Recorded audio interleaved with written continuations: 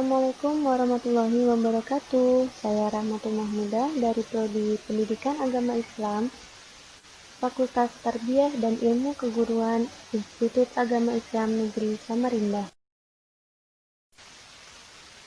Dalam video kali ini, saya akan menjelaskan tentang hakikat manusia dan peradaban dan dinamika peradaban global dalam perspektif Al-Quran.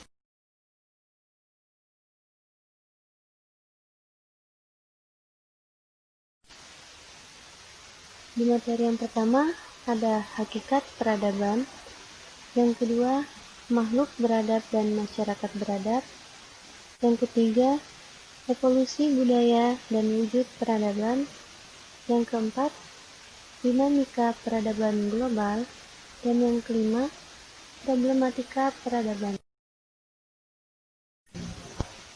Materi yang pertama yaitu hakikat peradaban.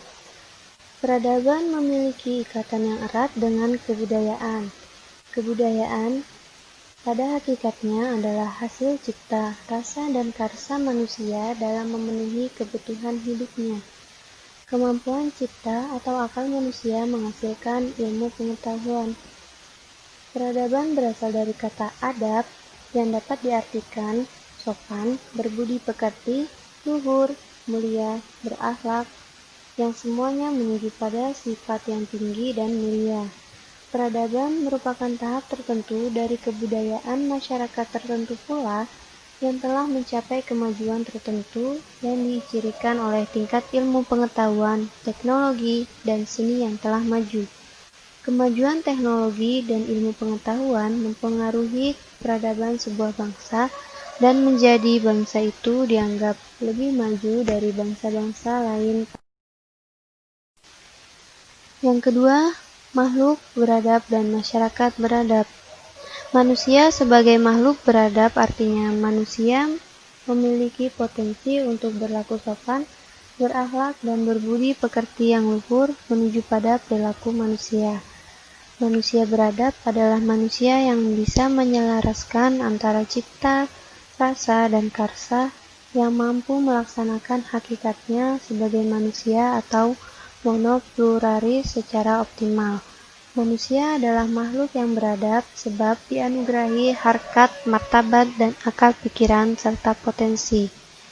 Masyarakat beradab dikenal dengan kata lain, yaitu masyarakat sipil, masyarakat warga, atau masyarakat madani.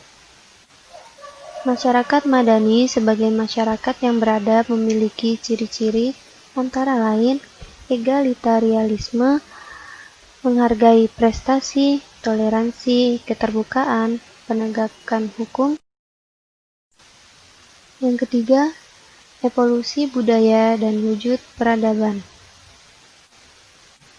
Kebudayaan telah mengalami proses perkembangan secara bertahap dan berkeseimbangan yang kita konsepkan sebagai evolusi kebudayaan. Evolusi kebudayaan ini berlangsung sesuai dengan perkembangan budidaya atau akal pikiran dalam menghadapi tantangan hidup dari waktu ke waktu.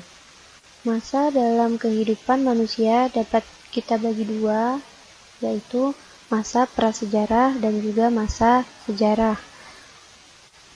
Produk revolusioner wujud peradaban dalam zaman prasejarah yaitu yang pertama, penemuan roda untuk transportasi, dan juga yang kedua yaitu bahasa. Dua pendekatan untuk membagi zaman prasejarah yaitu pendekatan berdasarkan hasil teknologi dan juga pendekatan berdasarkan model sosial ekonomi atau mata pencarian hidup. Budaya terus berevolusi dari zaman prasejarah hingga saat ini yaitu zaman modern dan terus berkembang sesuai dengan perkembangan zaman dan juga. Yang keempat, dinamika peradaban global. Pada awal tahun 1990-an, dunia menyaksikan keruntuhan Uni Soviet yang menjadi ancaman utama sistem demokrasi liberal. Globalisasi dapat dipahami sebagai perubahan-perubahan dalam bidang ekonomi dan sosial yang berkombinasi dengan pembentukan kesalinghubungan regional dan global yang unik, yang lebih ekstensif dan intensif dibandingkan dengan periode sebelumnya. Alvin Toffler menganalisis yang ditulis dalam bukunya yang berjudul The Third Wave pada tahun 1981. Ia menyatakan bahwa gelombang perubahan peradaban umat manusia sampai saat ini mengalami 3 gelombang, yaitu gelombang pertama, peradaban teknologi pertanian yang berlangsung tahun 800 sebelum Masehi sampai 1500 Masehi. Yang kedua, gelombang kedua, peradaban teknologi industri berlangsung pada tahun 1500 Masehi sampai 1970 Masehi. Kemudian gelombang ketiga, yaitu peradaban teknologi informasi berlangsung pada tahun 1970 Masehi sampai. Yang kelima, problematika peradaban. Problematika peradaban dalam kehidupan masyarakat serta cara penanggulangannya adalah akibat adanya perbedaan teknologi intelektual dan spiritual pada masyarakat modern dengan tradisional. Maka, dengan adanya penyatuan masyarakat dapat menanggulangi problematika peradaban. Sebagai salah satu ciri khas dalam budaya serta adanya perkembangan atau kemajuan tertinggi dalam budaya merupakan arti dari peradaban. Peradaban kehidupan erat kaitannya dengan norma yang berlaku di masyarakat.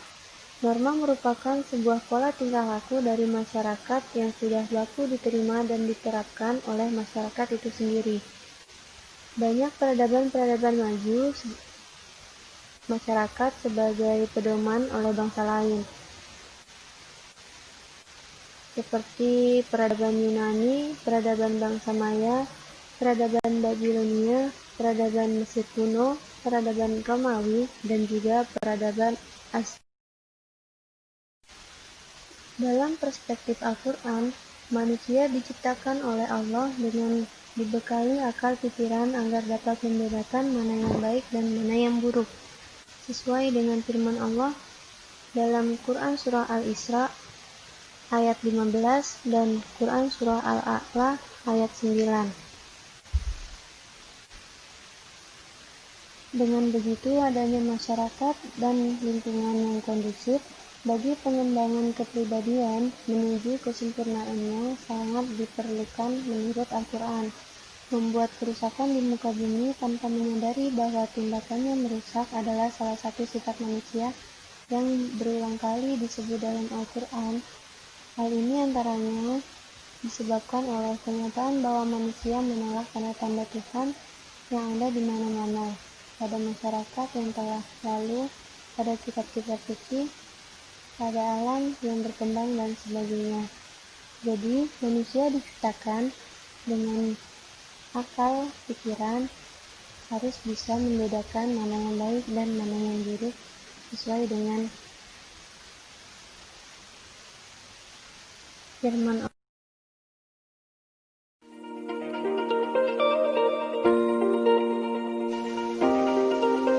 Sekian materi yang bisa saya sampaikan.